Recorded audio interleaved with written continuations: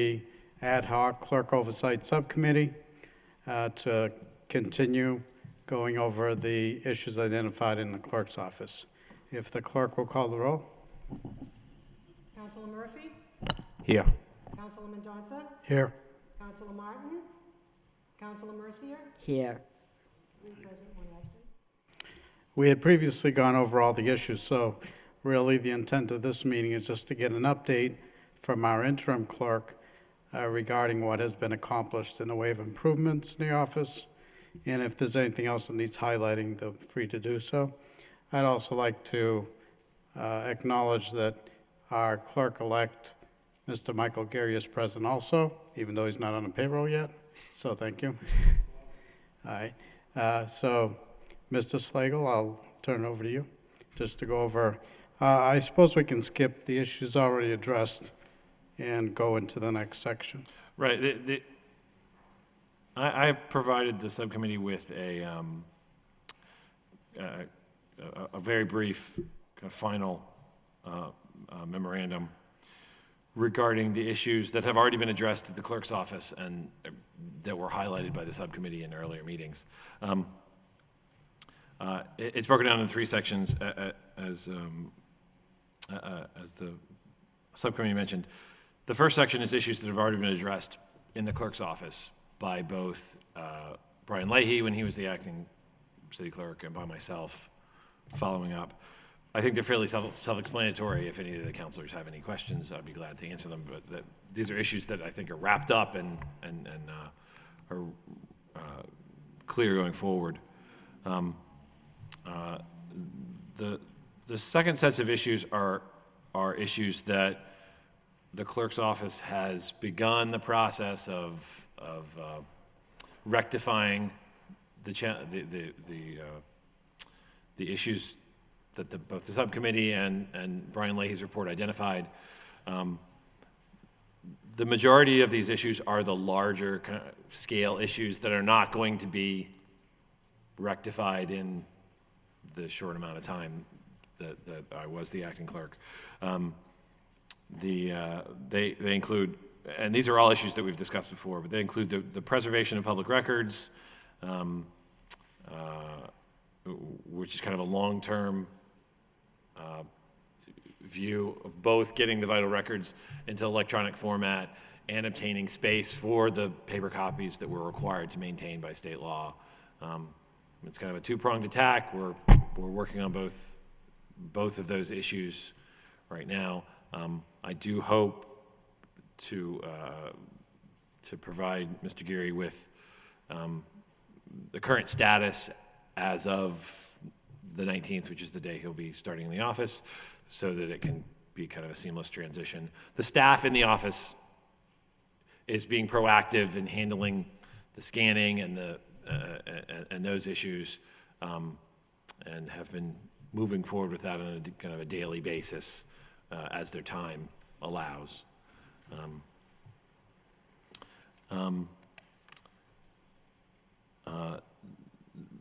So kind of 1, 2, and 3 are all very similar issues that involve our ongoing efforts to make sure that all the records that we can keep electronically are kept electronically. Any paper records that we aren't required to keep or maintain are not clogging up the clerk's office, and that we're looking to find permanent homes for records that we have in fact scanned onto the system. Item number 4, which is the kind of the board memberships on agenda.net. I do know that Councilor Mendonça had asked the manager for a kind of a status update as to where the city was and what the website, how the accuracy of the website and all the information that was located thereon. My understanding is that Henry Marchand is going to provide a response to the council. There was a meeting this week among several different departments, the manager's department, the law department, the clerk's office, regarding kind of streamlining that process and getting it ready to go forward. As far as the clerk's part of it, the board membership, board and commission parts of agenda.net that I've discussed with the subcommittee before. We're in the process of updating all the membership of the boards and committees. We have run into some challenges, which is expired terms that haven't been renewed, people on holdover status, board memberships that are, quite frankly, not clear, that the boards themselves, the boards and commissions themselves are not clear as to who the accurate members are. Those are, again, some of the larger boards, the Cultural Council, the Hunger Homeless Commission, where there are, 20 or 25 members to the board. So we have run into some challenges. The smaller boards are easier to define, and we've been moving forward with those when we get the accurate information. I think I'd be more comfortable leaving the manager's piece to his report that he's going to provide to the full council in response to Mr. Mendonca's motion. And I think that's going to cover kind of the process that we're undertaking to make sure that everything that's is going to be on the website and available to the public is going to be accurate. Suffice to say that the clerk's part of it has been ongoing before this meeting and will be continue to move forward. The written policies and procedures in the clerk's office is a work in progress, and I say that because the policies are being recorded as issues come up that require a policy. I can honestly say that I'm sure that in my time there, I have not written policies for everything that the clerk's office will do, in part because some of these issues don't come up as frequently as they could. But I think the majority of the major procedures for the clerk's office, for the major issues that affect the clerk's office, have been documented and they're stored electronically. Mr. Gary, I'll be providing as part of his opening day a packet printed out copies of all the policies and procedures that the clerk's office currently has, along with lots of other fun stuff, I'm sure. And so that's kind of an ongoing process, and I anticipate that as issues come up, these policies and procedures will need to be added to as issues that aren't documented right now are made aware to the clerk's office. Similarly, the cross-training is an ongoing process. I'm not sure exactly that it would ever be completed, because I think it's useful to have all the staff continue to work on their kind of the newer things that are being rolled out by the state. The state system is a very complicated system. It's safe to say that everyone in the office is still learning the intricacies of that system and the requirements for filing affidavits for changes in paternity. It's a fairly detailed and complex process, and I don't even think the assistant clerk, who is the person in the office who's been to most of the most number of trainings regarding this, I think it's safe to say that even she still has to call the state when we run into issues that we haven't run into before. So that being said,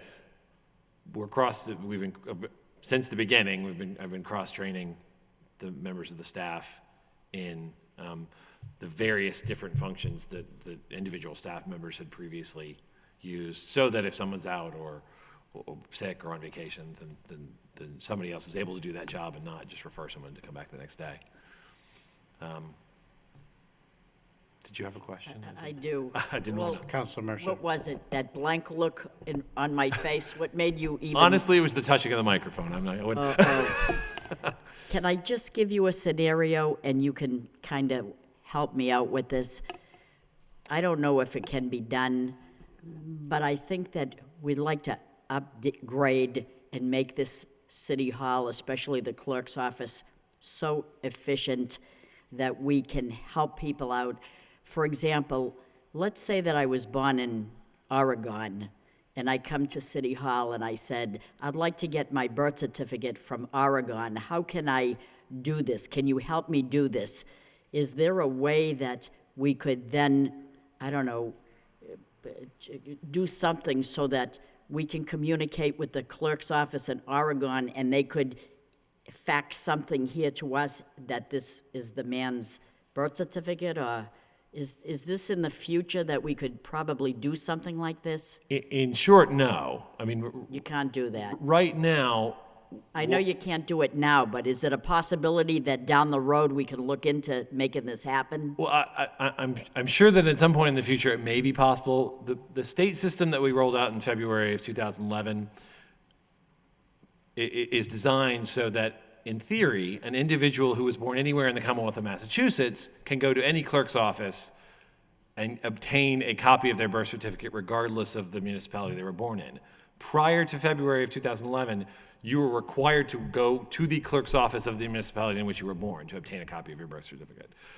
So that, I mean, extrapolating that out further, I can envision a time when that would be possible. It's certainly not on the horizon now. It's not something that anybody, and part of the reason is because different states have different requirements for identification, different limitations they put on who's able to have birth certificates. In some states, birth certificates are not public documents, and they're only available to the individuals on the birth certificate. That's partially true in Massachusetts, but not entirely true. And so until and unless there's some sort of, I mean, I could only speculate that there'd have to be some sort of national I understand. movement to do that. That being said, children born after February of 2011 would be able to obtain their birth certificate anywhere in the Commonwealth of Massachusetts, regardless of where they were born. So in 20 years, we will. Yeah, it would be nice if we could help out people, and so they wouldn't have to take a plane to Oregon or whatever to get. Most of them do allow you to obtain your birth certificate by mail if you send a certified notarized letter. But I hear the issue. I'm just not sure that it's. Can I be satisfied to know that anyone that took a day off in the city clerk's office, there's always someone else there that can handle a situation? That is our goal. That is, and I believe at this point, we're at the point where everybody that all of the essential functions of the clerk's office can be handled by more than one person. There are some challenging functions that right now only the clerk and the assistant clerk generally handle. As long as there is a clerk and assistant clerk in the office, that shouldn't be an issue. But Because there's nothing that infuriates me more than to hear from people that say, I went to a particular department, but the person that I need to talk to is out today, so I have to come back tomorrow. That should never be, and I can't, monitor every department, but I am overseeing the city clerk's office, and we should never hear that, which I didn't. I didn't hear it from the clerk's office, but you can assure me that this is not happening. I agree. It does not happen in the clerk's office, and it shouldn't happen going forward. Right. It really shouldn't happen in any of these departments. That is so wrong to hear someone has to come back the next day because Susie's off today. That's very inconveniencing to the people that pay the salaries for the people that work here, I agree. Once the city manager makes me the acting department head for other departments, I'm sure I'll do my best to take care of that. Okay, thank you. Good. Thank you, that's all.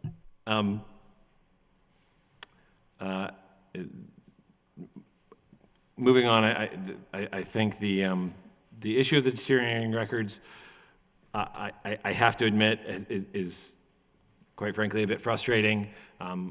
I've been struggling with getting an answer from the state as to whether or not the books that Brian Leahy had spoke about that are in deplorable condition are in fact required to be maintained by the office. And I have yet to get a definitive answer from the state as to whether or not they are.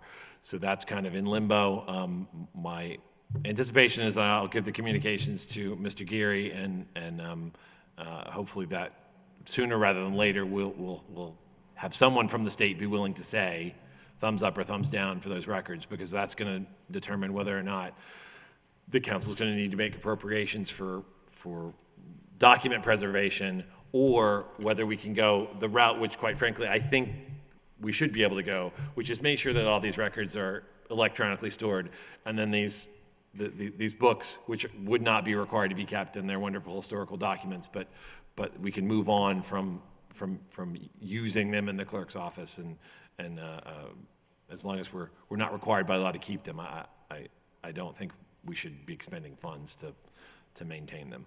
That's my opinion, but I don't feel comfortable. I didn't feel comfortable destroying them until the state said it was okay. We have another question, I'm Councilor sorry, Mercer. I'm sorry. I see the deteriorating records 1935 to 1980. I fall into that category of a particular year. Are we trying to say that if someone came in here, we wouldn't be able to find or accurately, what does that mean? Absolutely not. Oh. The clerk's office is required by law to maintain birth certificates, death certificates, marriage certificates. And all those documents are maintained and in perfectly fine condition. In addition, between 1935 and 1980, the clerk's office maintained birth registers and marriage registers and death registers, which were indexes of all the births and deaths and marriages in a particular year. So instead of having to look through a bound volume that contained 300 birth certificates, each page an individual certificate, the register contained 50 names on one page and a reference to what their certificate number was, so that you could say, Rita, here she is. We know that we can go pull this volume and get a copy of her birth certificate. Right. Historically, prior to 1990, before they instituted the computer system that they're currently using, that was the way that records were found. So you have almost 50 years of, if an individual needed a birth certificate, the clerks would look through these particular registers, find their name, because they're in alphabetical order, and there also is a separate register that's delineated by date of birth, and then use that information that's in the register to find the actual birth certificate to issue a copy of the birth certificate. As a result, those registers are falling apart. So your birth certificate and any birth certificate of someone born in Lowell during that time is still safely housed in the clerk's office and in fine condition. The challenge is that until all these records are scanned into the system, there's no good way to find those records absent these registers. Right. If we can get them all scanned in the system, in my opinion, the registers become unnecessary, and if we're not required to keep them by law, we can dispose of them, and some of them, quite frankly, need to be disposed of. If we are required to keep them, we're going to have to pay to have an archivist do document preservation on the records, which, because of the number of them, could be fairly expensive.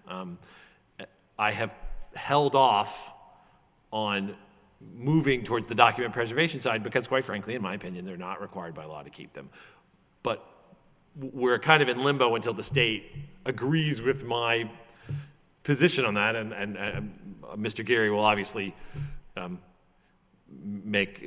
there's been no final determination made because the records are still there, and if there's a determination that they need to be saved, we can still go down that road. If there's either way, we're putting all these records into the computer system so that at some point we won't have to use these registers, even if we have to save them. Right, thank you very much.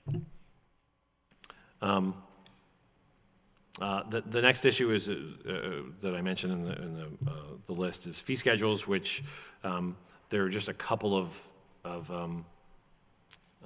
items that requests that come into the clerk's office that aren't specifically delineated in the city fee schedule, and therefore we shouldn't be charging for them because there's not a fee set up for them. However, in my opinion, there should be a fee, so we made a request to the city manager's office that there be an ordinance to amend the fee schedule.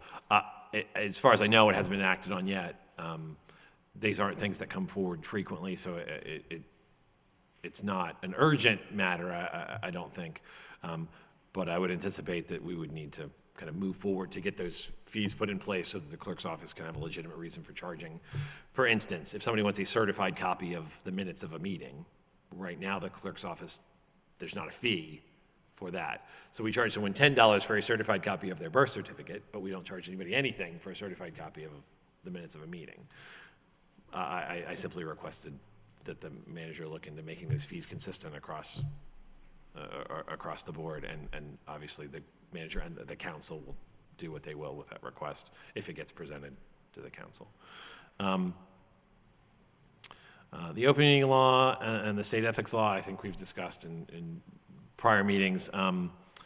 We are still in the process of issuing open meeting packets to the members of the boards and commissions.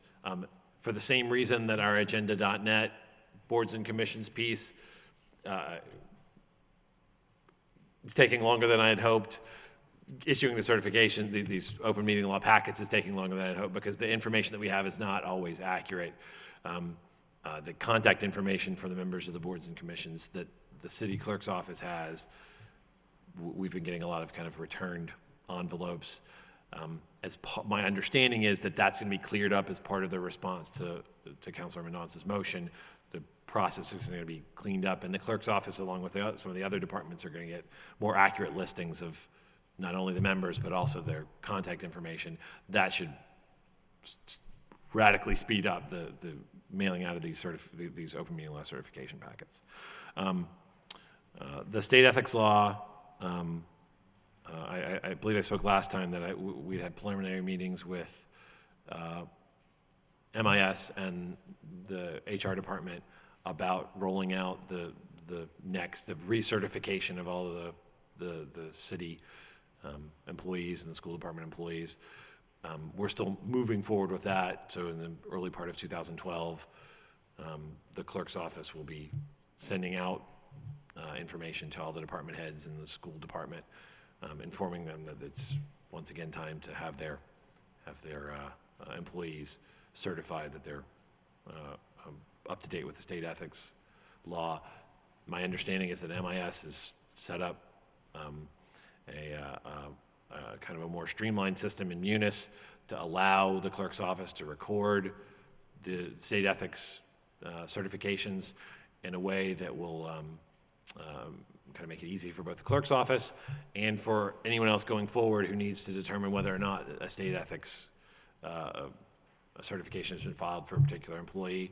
And I think that'll put us squarely in keeping with the requirements of the state to maintain those records. They also are only required to be maintained electronically. So that will enable us to not kind of house the papers that we'd housed in the past for the next round of these certifications. The last section is just the issues that we haven't dealt with at the clerk's office. The first, and I think I've said this several times, is the issue of the cash register. We talked about it with the auditor, and the auditor said she'd prefer to just meet with the new clerk and make a determination about that.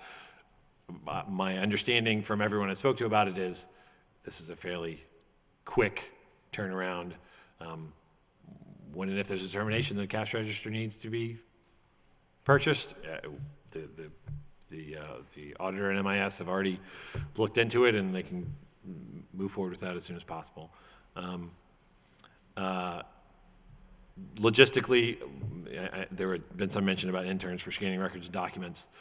The clerk's office has not brought in any interns yet, and part of that was equipment-based because there is only one scanner, and the staff in the office do need that scanner to do kind of non-backup work. But we have a request in, and the MIS department is going to be providing us with a new computer and scanner to which will then allow us to either, as we spoke last time with the city manager, obtain some kind of temporary temporary help or interns to enable us to move quicker on putting in these historical vital records into the system, which will enable us to then store the paper copies in a place where we don't have to have regular access to them. The agenda.net portion regarding minutes and agendas, is, right now, MIS is rolling out that with the school department as kind of the test case.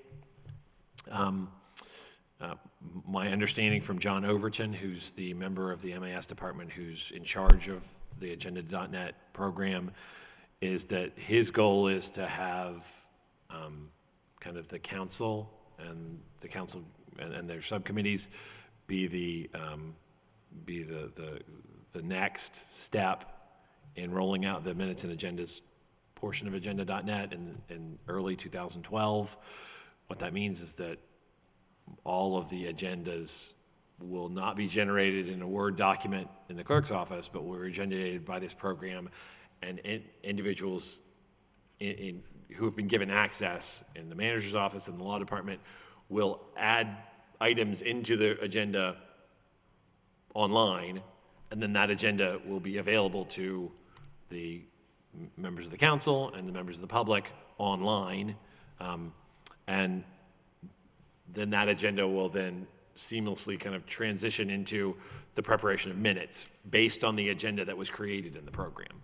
And so he hopes to roll that out in early 2012. And I know he told me he was going to let Mr. Geary have a week of peace before he dropped Agenda.net on him, but I understand that that's going to be one of the things that he's going to try to bring the new clerk up to speed on as soon as possible. So at least sooner rather than later.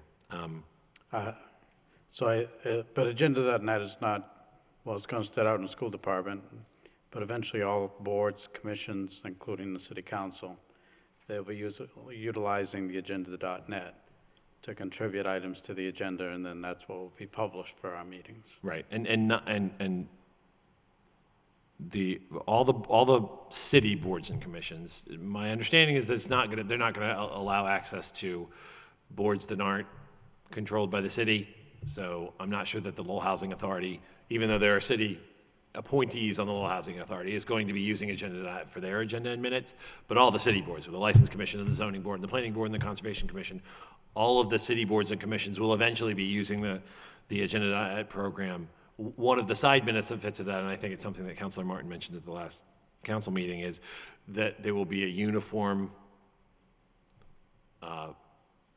look, not just look, but content to the minutes and agendas of all the boards and commissions. We're no longer going to have kind of the hodgepodge of different styles and formats.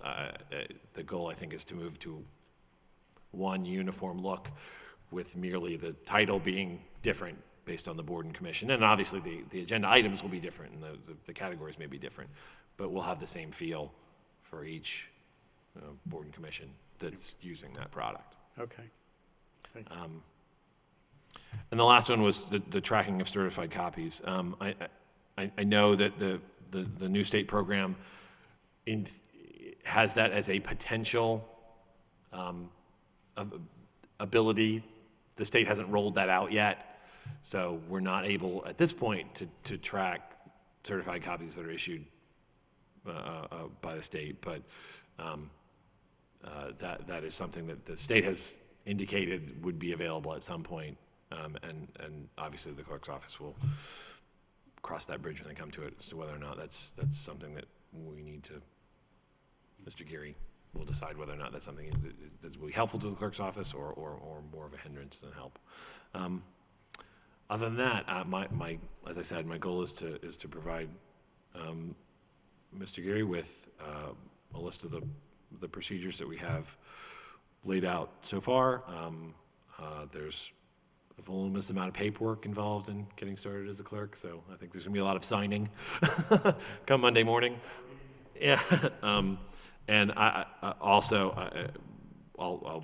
be providing him with copies of all the reports that were done by both the acting clerk when Brian Leahy was here and myself, just in hard copies. So I'm sure he already has some of them, but that will be on the desk first thing Monday morning.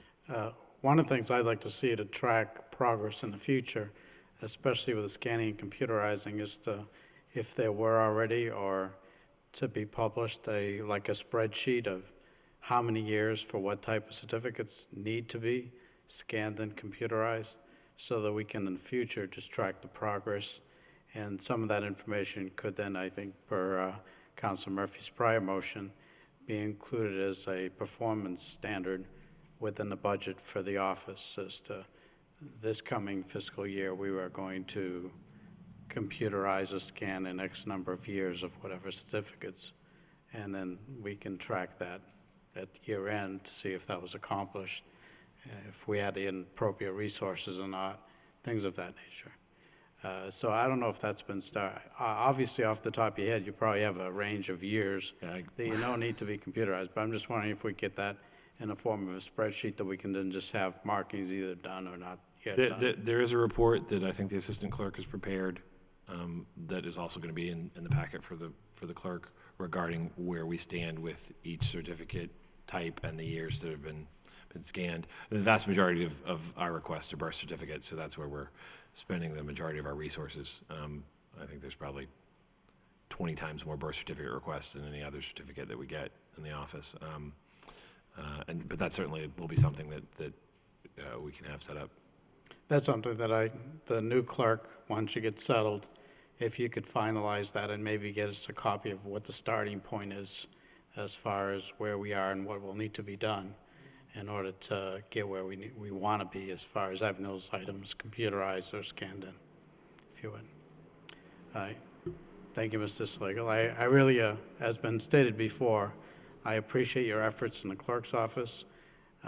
We haven't, or at least I haven't heard of any complaints since you've been there, so I assume quiet is good and that things are progressing. And given these list of items that have been worked on, they're not complete yet, but it was a short amount of time, and it's certainly a work in progress, and you have made progress. So thank you for all your efforts in the office.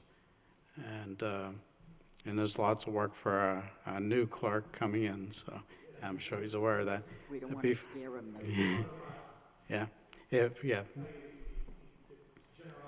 Attorney Slater has been tremendous, and he's been very helpful. Last week I've been running back and forth with the building, and I appreciate it. And he's an excellent resource. Fortunately, he doesn't disappear on Monday. He just moves to another office. Right. So accessibility will still be there.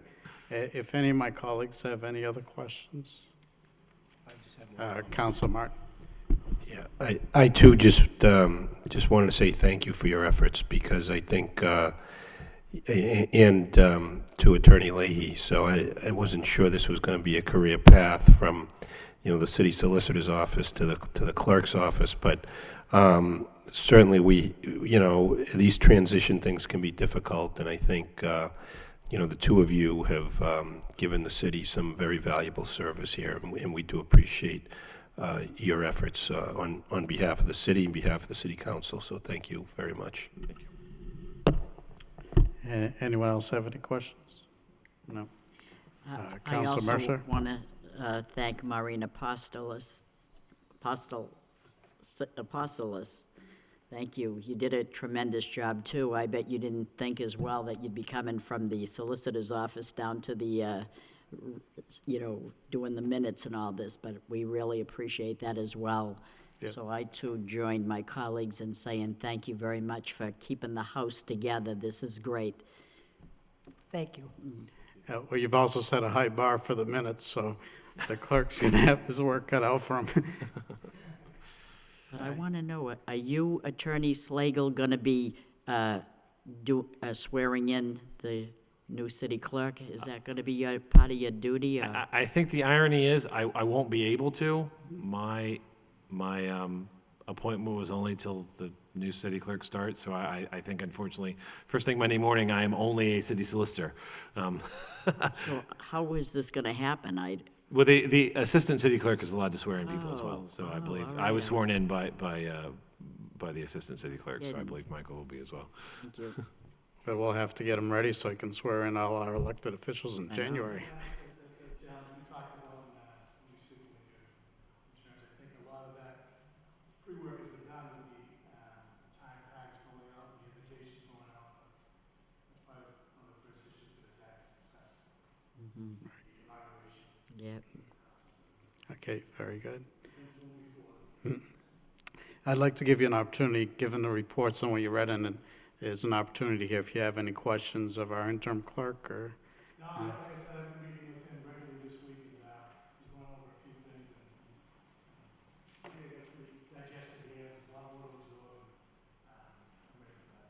Okay, very good. Thank you for your attendance here this evening again. Okay. Okay. Unless there's any other questions or comments, motion to adjourn by Councilor Mercier, second by Councilor Martin. All those in favor say aye.